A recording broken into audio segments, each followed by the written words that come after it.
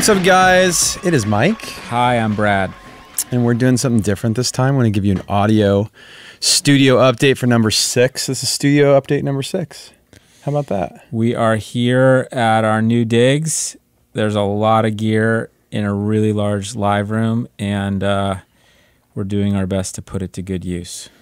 Yeah, this is a really big... Is this the biggest room we've recorded in? It's the biggest room I've been in, period. Ever. Yeah. Well, we were at the White House. That has some big... Well, it's a big house, but... Actually, the rooms were surprisingly small. The rooms are not very big. Yeah. That's the way to start a studio update. I just start every podcast with anecdotes about time spent in DC.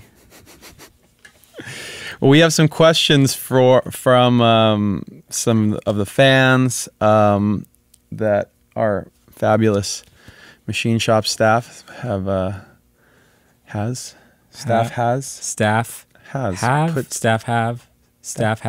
I always get confused when you're reading an article about a band and it says the band have.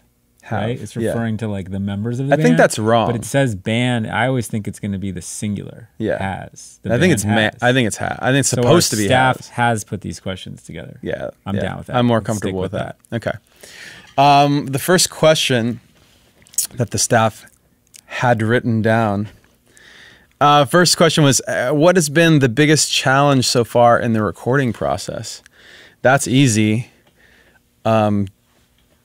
This podcast, actually scheduling time to do this podcast was really difficult. That's funny because it was really easy for me. My calendar was wide open. I don't know why. I just kept getting emails saying, you know, Mike's not available at that time. Mike's not available at that time. Mike's not available at that time. So for any of you, just other podcasts who want to book me. Whoa. Podcast faux pas. I'm getting text messages. I need to turn that off. Yeah, again, another endorsement for me. I'm available and I don't have a cell phone. So any podcast, please feel free to book me directly through my agents in DC. Oh, God. What's been the biggest challenge? The biggest is it real? We're really going to answer it. What do you think? I think a challenge has been we've approached the process differently. Our process is backwards, or actually it's right side up. Yeah, well, we usually do things backwards, and this time we're not doing it backwards. There's a certain discomfort in doing things the right way.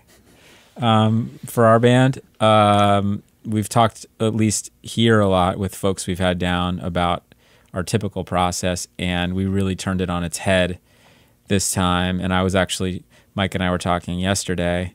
Did I just break the fourth wall? To whom am I speaking here?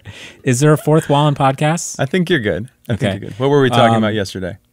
Just that it's this. We took on an interesting challenge by flipping our script, and so there's a certain amount of experimentation and failure and essentially trial and error that's baked into this process. Like, we've made so many records, and we clearly know how to make a record. And we definitely didn't take the easy way out this time. I think that we just dove straight into the fray of inspiration, and it's yielded really interesting substance. And like, finding the destination is definitely a journey. It's not like we kind of have a sense of the path, I think, and at the same time we're finding our way there. And we were just talking about just the kind of stamina I think that goes along with that, because the songs are shaping up so well. We just want them to be as phenomenal when we share them with you, listeners out there in podcast world, as we imagine them in our heads. Mm-hmm. Mm-hmm.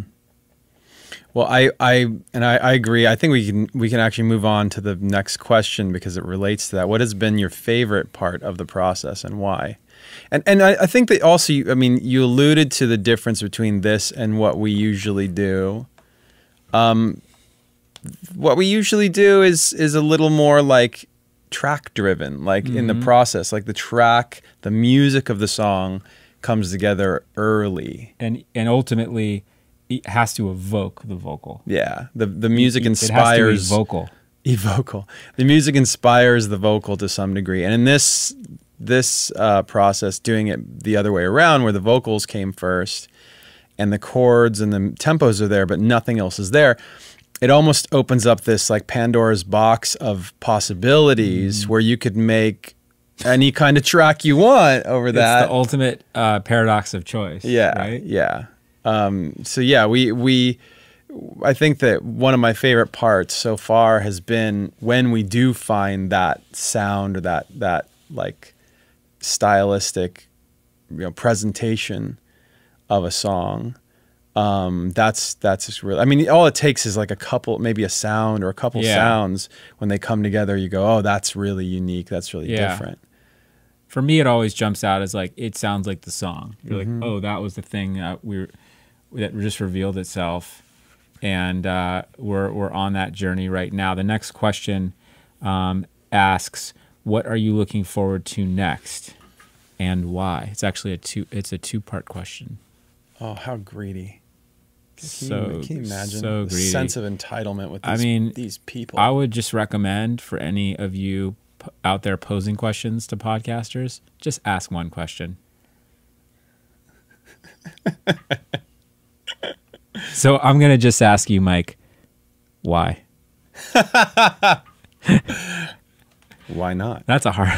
Okay, good answer. Next answer. Anything in particular about this album that sticks out to you?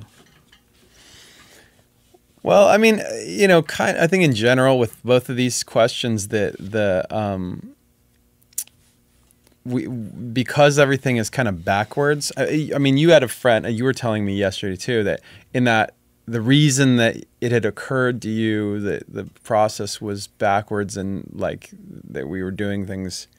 It's a subtle difference, but it's a huge difference for us. Like, I don't know how to. I mean, if you skateboard, it's like if you skate goofy and then you try and skate regular, that feels even like if you're good at one, you could be messed up. Yeah. Oh, absolutely. Like snowboarder, like anything like that, where you're used to doing it one way and all you do is flip it the other way. Like it's so awkward. And this was like somebody might ask, well, why would you do that to yourself? Like, what the process is, that works for you. Like, isn't it about like making a good song, not just like completely tearing your hair out? It's also, if like your skateboarding's your thing, it's about challenging yourself. So whether it's a new trick or whether it's skateboarding goofy, like it was a rhetorical question, Brad. Like I know the answer. You don't need to. You don't need to tell me. I'm going to field this question literally. Wear a helmet. If you're beginning, you might want to consider knee pads and wrist guards. And if you want to figure out which foot you are, then stand with both feet together and have somebody else give you a gentle nudge forward. And whichever foot you naturally lead with, that's the foot you should naturally lead with. No one told me that, but that's helpful. That's how it's done. That's helpful information.